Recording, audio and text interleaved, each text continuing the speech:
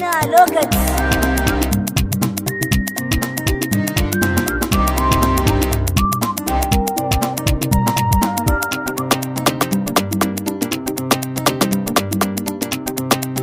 Beat Empire. Zan tuna baya dalilin san kina jira halakci kin ragagin mu wadan manta da ke ba raina. Komai zan yi zan tuna baya dalilin san kana zira halarci ka riga kai mun ba zan manta da kai ba a raina.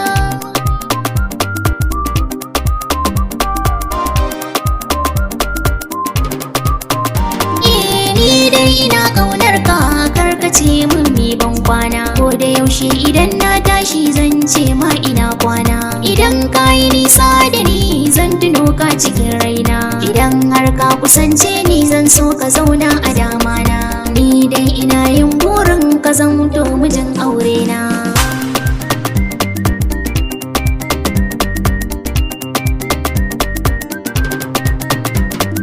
Ni ke ce ki taimun komai rayuwa ta ta inganta.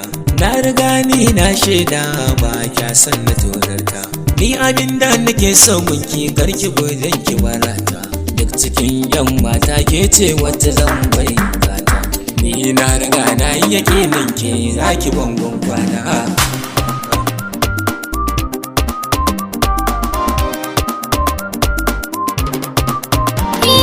Zuciyata ta yarda kai ne mai farantawa. Tuntuni ta wata shaida ke ce ke janye damuwa. Komai ne ai usuri kar a ce dai zaucewa. Ni dai zan iya kan soyayyar ka ne na cewa. Ke kadai nake kallo na ji daɗi sayi ba san kowa.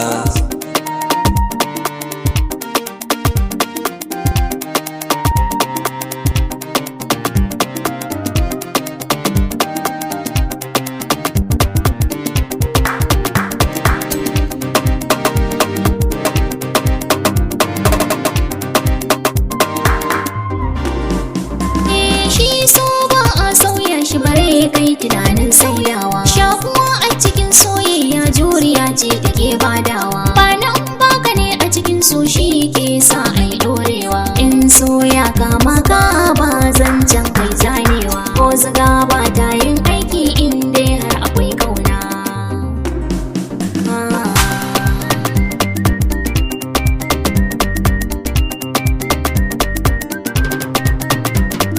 Filin tuno baya gare ni bai zamo na aibuwa. Ki so ni in so ki a so shi ne za a ce mun ci gaba.